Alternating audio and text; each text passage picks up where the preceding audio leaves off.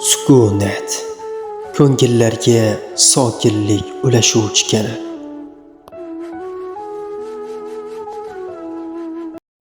Xonamning oxirgi xati. Birinchi qism. Kechki payt bir xonali eski uyda xonaxon deraza yonida jim o'tirardi. Uning ko'zlari xira, qo'llari esa titrardi. Derazadan uzoqda yurgan odamlarni kuzatar, ichidan birgina so'z aylanardi. Yaxshimisiz bolam? O'g'li Jamshid shaharda yashardi. Ish bilan band, doim shoshardi. Telefon qilmay qo'yganiga ham 3 oy bo'ldi. Onasi har kechasi uni kutardi. Yuragida shunchaki bir og'iz ona degan so'zni eshitishni istaydi. Jamshid esa u endi katta odam. O'z hayoti bor. Telefonini ko'tarib, onasiga bir og'iz qo'ng'iroq qilishni ham unutgandi. Ko'p ishlar bor. Uchrashuvlar, do'stlar bilan tonggacha suhbatlar. Yangi mashina, yangi hayot. Lekin u unutgan bir narsa bor edi. Ona degan mo'tabar zotni. Onasi har kuni eski ko'ylagini kiyib, nonni iliq suvga botirib yeydi. Lekin yurakda o'sha birgina so'z. Bolam eslab qo'ng'iroq qilsa bo'ldi. Har kuni ertalab uyning eshigini ochadi. Balki Jamshid kelib qolar degan umid bilan. Lekin har safar eshik ortidan sukunat. Qo'shnilar unga ko'mak berib turardi. Ba'zida ovqat, ba'zida dori olib kelishardi. Ammo o'g'lining ovozi u faqat shuni istardi. Shu kecha onaxon qo'lidagi eski sandiqni ochdi.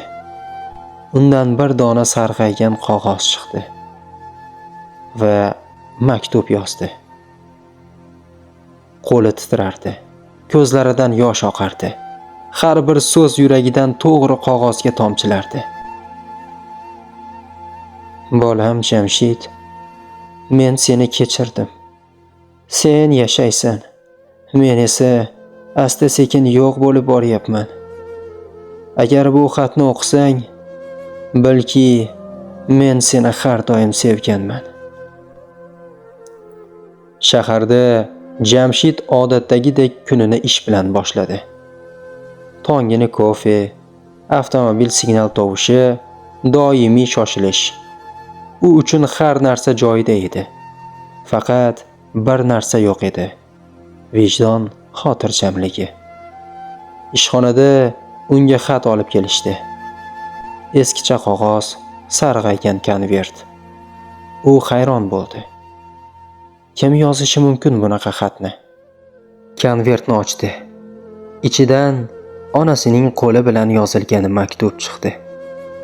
Har bir satr yuragini titratdi. Xatda shunday yozilgan edi. Bolam Jamshid, men seni hech qachon ayblamaganman. Chunki sen mening yuragimsan. Har kuni eshikni ochib, seni kutdim. Balki bugun kelar, balki bugun xona yaxshimisiz der degandim. Ammo bilaman, hayoting band. Shunchaki eslasang, bu menga kifoya edi. Men seni kechirdim bolam. Agar seni oxirgi marta ko'rsam ham shuni bil. Sen butun borlig'im bilan sevganman. Seni butun borlig'im bilan sevganman. Va bu muhabbat hech qachon o'chmaydi. Jamshidning qo'llari qaltirardi. U bir zumda shu kungacha unutgan barcha kechalarni esladi. Xonasining mehrli nigohlari, nonushta tayyorlab kutgan tonglari, bolaligida uxlab qolganida ustiga yopgan adyollarini. U to'xtab bo'lmaydigan ko'z yoshlar bilan mashinasiga o'tirdi va tezlik bilan yo'lga tushdi. Shahar ortda qolayotgandi. Yuragi esa birgina savol bilan to'lgan edi. Ona, hali tirikmisiz? Tezlik bilan qishloq yo'liga chiqdi. Yuragi gupillardi. So'nggi 3 oyda bir marta ham qo'ng'iroq qilmagan edi. Endi esa yuragini vahima bosgan. Jamshid mashinasini shoshilinch to'xtatdi. Bolaligida yugurib o'ynagan chang bosgan yo'l, yong'in ichida qolgan xotiralar. U endi onasining uyi oldida edi. Uyning eshigi yopiq, derazalar yopiq. Deraza pardasi orqasida esa hech qanday harakat yo'q. Yuragi urishi to'xtagandek bo'ldi. Qadam tashlashga qo'rqardi. "Ona" deb ovoz berdi. Ammo javob yo'q edi. Qo'shni ayol Zaynab opa chiqdi. Uning nigohi ham og'ir edi. Ko'zlarida aytilmagan gaplar bor edi. Jamshid hayajon bilan so'radi. "Onamchi? Onam qayerda?" Zaynab opa boshini engashtirdi. So'ng ohangida mung bilan dedi. "Onang o'sha kechasi seni kutib o'tirdi, bolam. Qo'llarida xat bilan o'tirardi. Ertasi tongda biz uni topdik." Jamshidning yuragi shu so'z bilan yorilgandek bo'ldi. Dunyosi jim bo'lib qoldi. Shovqin yo'q, harakat yo'q. Faqat sukunat. U asta uyining ichiga kirdi. Har bir narsaga qo'li tegayotganda bolaligi ko'z oldidan o'tayotgandek edi. Onasining ifori, choy hidi, har bir burchakda muhabbat izi bor edi.